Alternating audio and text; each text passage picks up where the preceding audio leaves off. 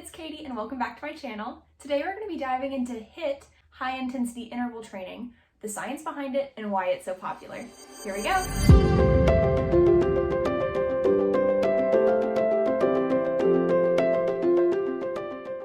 So just as a little disclaimer up front, it's thundering and storming pretty bad outside, so if you hear anything, it's just the weather outside, as well as my dog Butch is over here by my feet and he is incredibly terrified of thunderstorms. So if he starts panting or jingling or anything like that, that's just him being freaked out. So I didn't want to block him out of the office and be a little mean to him, so he's just gonna hang out here with us and we'll roll with it. So HIIT training, it's one of my favorite type of workouts. I have a HIIT certification with Grit from Les Mills, and it is a fantastic workout. It's a short, really high intensity exercise that gets your heart rate up, and it's super duper fun. So let's go see what defines and classifies a typical HIIT workout.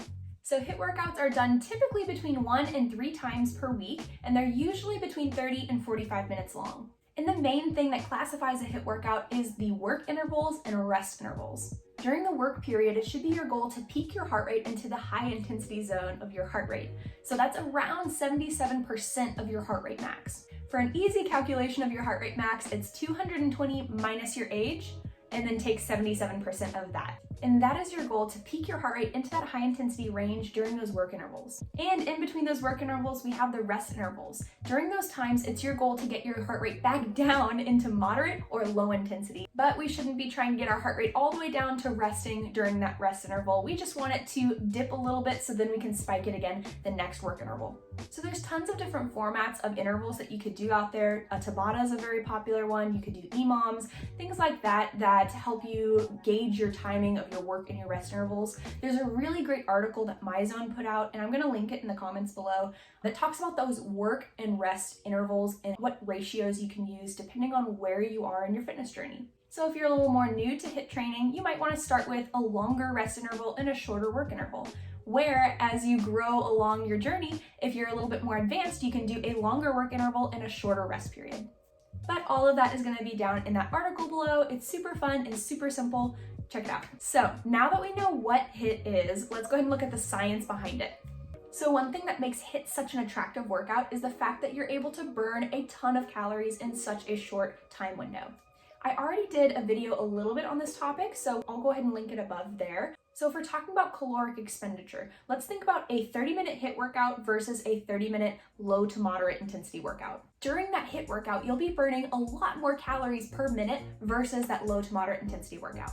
So just the fact that you're burning so many calories in that HIIT workout is very attractive for a lot of people who want that extra calorie burn. So during that HIIT workout, our body is under a lot more stress than other types of workouts. And that type of stress is a good thing because it challenges our heart rate and our cardiovascular system, it challenges our muscles, and it uses more energy to be able to perform at that higher level during those higher intensity workouts, which is a good thing that they're a little bit shorter than other types of workouts. And that's why we have more calorie burn on the high intensity versus the low intensity. So the second really cool thing that happens with HIIT workouts actually happens after the workout is done. It's something called EPOC. That stands for excessive post-exercise oxygen consumption. Super long sciencey title, and that's okay. This is called the afterburn effect because our bodies are working so hard during a HIIT workout that after the workout finishes, it takes them a little while to return to baseline.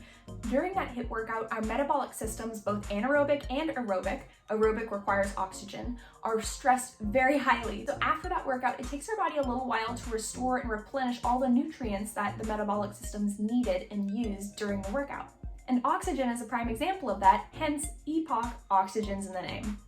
And once the body's able to replenish the oxygen, flush the lactate, and restore all of those other physiological aspects to return to that baseline, then we're going to reduce that calorie burn. But during that whole phase of coming back down from that high level of work back to that baseline, the body is going to be burning extra calories to accommodate for all that work the body has to go to come back down to baseline. Hence that afterburn effect, because we're burning calories even after the workout.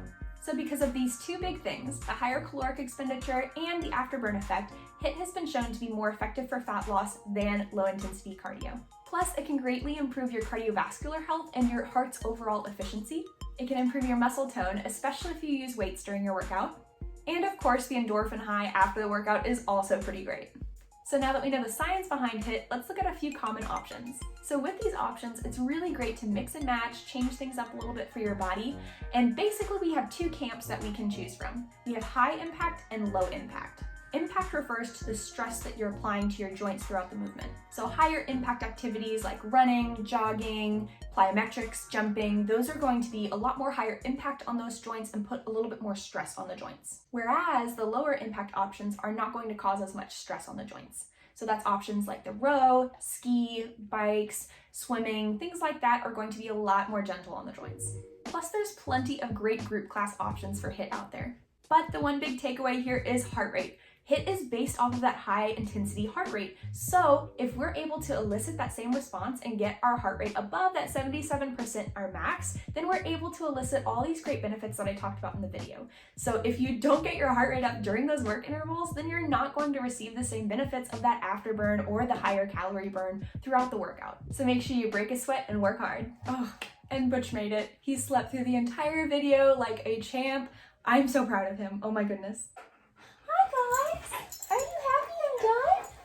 Are you happy I'm done? Yeah. It's good to see you. So if you learned something in this video, hit that like and subscribe, and in the comments let me know what your favorite type of HIIT is. Otherwise, I will see you guys later. Stay healthy. Bye.